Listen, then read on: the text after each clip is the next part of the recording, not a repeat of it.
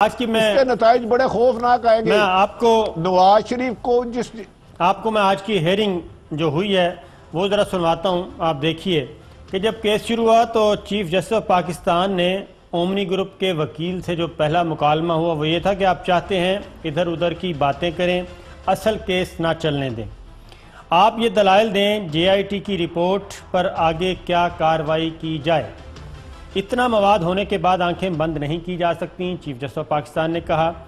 JIT ने तो मोटी मोटी चीज़ें बयान की हैं, असल तहकीकात तो नैब ने करनी है। अगर कोई बात आपके खिलाफ आई तो रेफरेंस बनेगा। पहले ये बताएं बिलावल भुट्टो को क्यों मुलव्वस कर रहे हैं, चीफ जस्टिस का इस्तफसार। बिलावल ने तो पाकिस्तान आकर क्या किया, वो मासूम बच्चा है, ECL में क्यों डाला, चीफ जस्टिस ने यह पूछा। बिलावल भुट्टो तो सिर्फ अपनी वालदा की लेगेसी को आगे बढ़ा रहा है।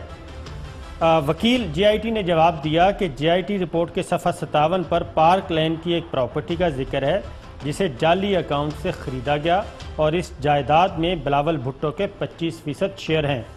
अगर शेयर हैं तो कैसे साबित हुआ कि बिलावल ने कोई जुर्म किया है, जायदाद को मंजमद कर देते हैं, लेकिन इस बुनियाद पर बिलावल का नाम ECL में नहीं डाला जा सकता। चीफ जस्टिस ऑफ पाकिस्तान ने कहा वज़ीर आला का नाम ECL में बगैर तहकीक के डाल दिया गया। यह भी चीफ जस्टिस ऑफ पाकिस्तान का ने मुकालमा किया। क्या वज़ीर आला का नाम इस तरह ECL में शामिल करना कौमी मफाद में है? अब आगे सुनिए, अभी मुकदमा इंक्वायरी के मरहल में है, आप जाकर इसका दफा कर सकते हैं। चीफ जस्टिस ऑफ पाकिस्तान तसल्ली कराएं, आपका मुवक्किल कैसे दिनों में अरबपति बन गया, पैसे दरख्तों पर लगने शुरू हो गए, हम नहीं कहते लांचों के जरिए आए। ट्रायल कोर्ट में बता सकते हैं ये मनो सलवा कहाँ से उतरा। चीफ जस्टिस के ओमनी ग्रुप के वकील से मुकालमा, आपके मुवक्किल की कितनी मिले हैं? जस्टिस एजाजुल एहसन का ओमनी ग्रुप से सवाल, मेरे मुवक्किल की 8 मिले हैं। जिन लोगों ने मुफ्त सब्सिडी ली इनकी तहकीकात होनी चाहिए। Chief justice of Pakistan JIT ने तहकीकात के लिए नैब को भेजने की सिफारिश की है, कैसे सिल्क बैंक और समिट बैंक खुल गए?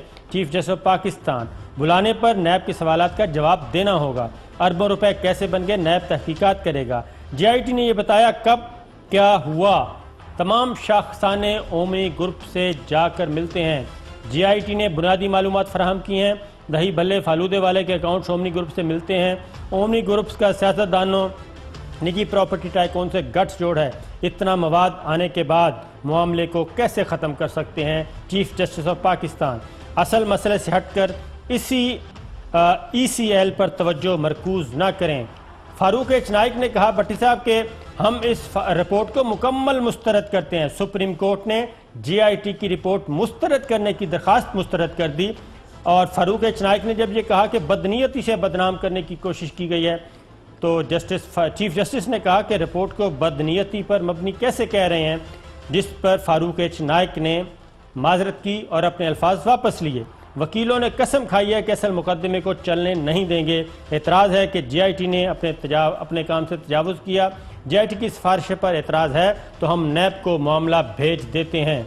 बिलावल जरदारी और वज़ीर आला सिंध का नाम JIT रिपोर्ट से निकाल रहे हैं। बिलावल से मुताल्लिक JIT के हिस्से को डिलीट कर रहे हैं, लेकिन नैब जब चाहे बिलावल भुट्टो को और वज़ीर आला सिंध को समन कर सकती है और JIT रिपोर्ट को बेबुनियाद नहीं कह सकते हम, चीफ जस्टिस ने कहा। और नैब 2 माह के अंदर अंदर रिपोर्ट मुकम्मल करे, तहकीकात करे। भट्टी साहब अब ये बात है कि ये तो JIT की रिपोर्ट थी, अब जो नैब इन्वेस्टिगेशन करेगी वो करेगी रेफरेंस फाइल करने के लिए।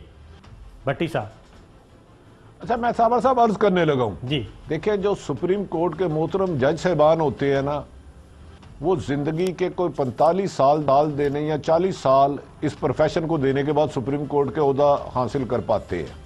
वो अचानक विल से, वसीयत से नहीं बन पाते।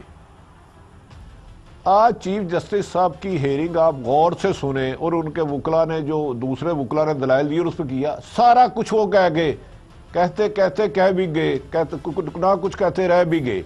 उन्होंने बता दिया कि ओमनी ग्रुप किसका था, मनो सलवा किसके लिए उतरता था। उन्होंने कहा अरबपति खरबपति कैसे बन गए।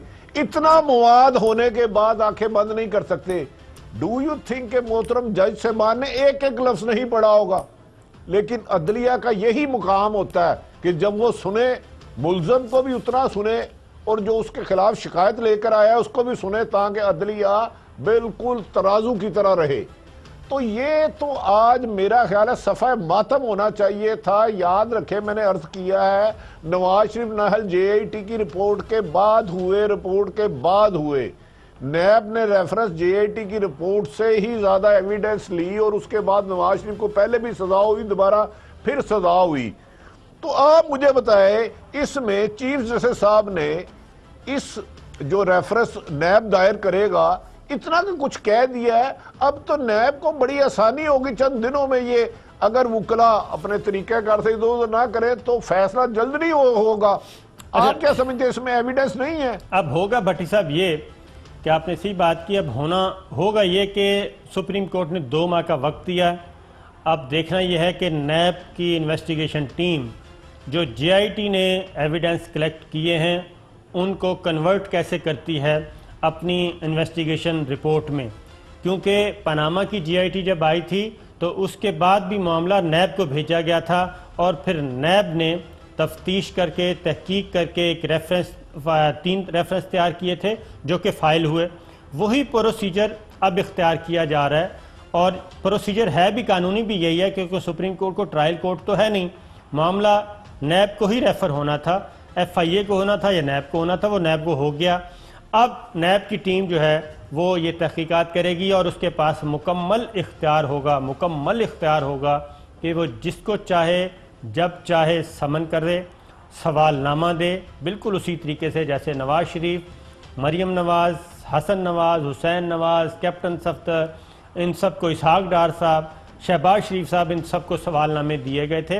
उन सवालों का जवाब और उसके नतीजे में एक रेफरेंस फाइल किया जाएगा, एक हो या ज़्यादा रेफरेंस हो, वो फाइल किए जाएंगे। और ये जो कहा जा रहा है कि वज़ीर आला सिंध का नाम और बिलावल भुट्टो का नाम ECL से निकाल दिया गया, ये एक वक्ती रिलीफ इस हद तक तो कहा जा सकता है, लेकिन क्या सुप्रीम कोर्ट ने इनके खिलाफ कार्रवाई करने से रोका, इनके खिलाफ तहकीकात करने से रोका, इनको समन करने से रोका? बिल्कुल नहीं रोका।